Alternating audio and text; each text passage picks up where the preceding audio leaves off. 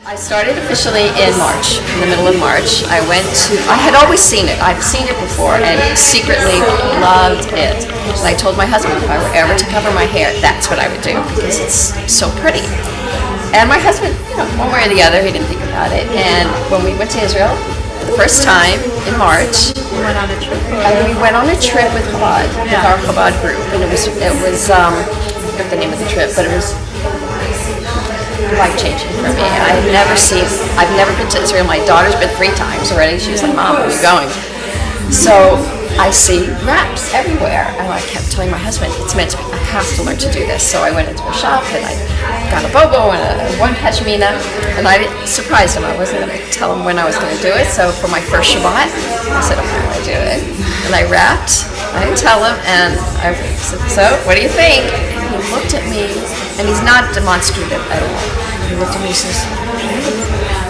And he never says that. I mean, he thinks it, I know, and I was telling Andrea, the only time he ever looked at me like that was after the birth of my daughter.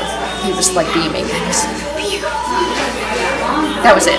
So I wrapped the rest of the trip. And on the bus ride home, the rabbi was asking us what mitzvot we have done differently in Israel that we didn't do it.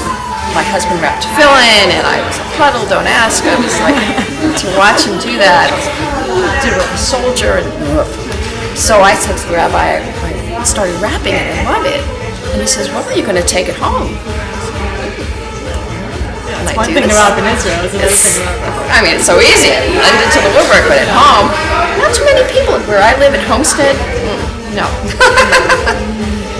So I said, and I asked my husband, I said, what do you think?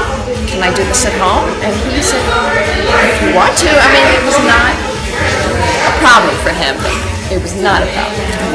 So when I got home, I eased into it a little bit. Like the first time I taught, I did a half wrap, so my class would freak out.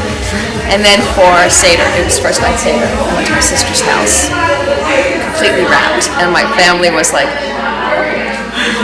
this is new. I mean, they know Margie's a little left of center anyway, so it wasn't that big of a thing. But they were surprised, so you're going to do this all the time? And so they said to my husband, so what do you think about this? And my husband says, I think she's beautiful. In front of my whole family. My husband thinks I'm beautiful, and I've never felt more beautiful. So it's been now full time. Whenever I need shoes, I need a wrap. That's the way I'm looking at it. Because in the house I wear slippers. You were talking a bit about creativity and expressing yourself, and you were talking about also that you were a dancer. I was a dancer. I was a ballet dancer for most of my adult life. Wow. I retired officially 6 or 7 times. I really feel that. Yes. And just recently, I work for the Florida Grand Opera, and a lot of times they will use dancers or actors to do the non-singing roles. Yeah. And just recently, it was in fact right before I went to Israel, it was my last dancing role with the Florida Grand Opera. And I wore a wig. So now you'd be wearing a wrap. So now I would be wearing a wrap, but still, so I still kind of dabble a little bit, I'm not a full-time dancer anymore.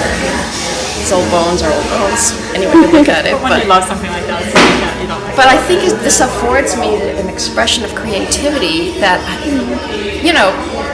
that's always been with me. In fact, I was telling Andrea, my husband said to me, so you're presenting the new you? And I said, I don't think it's the new me. I think this is the old me that I finally found. A lot like what she was talking about in the lecture today.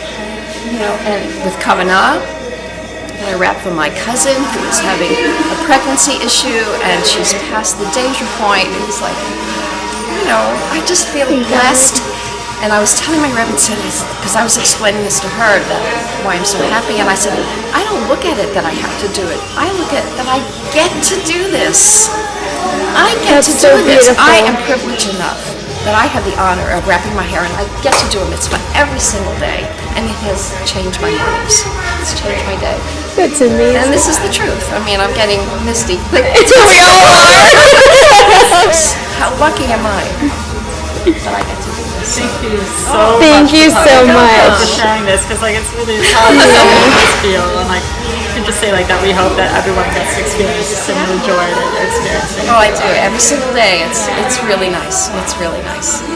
Thank you. Thank you so much for sharing.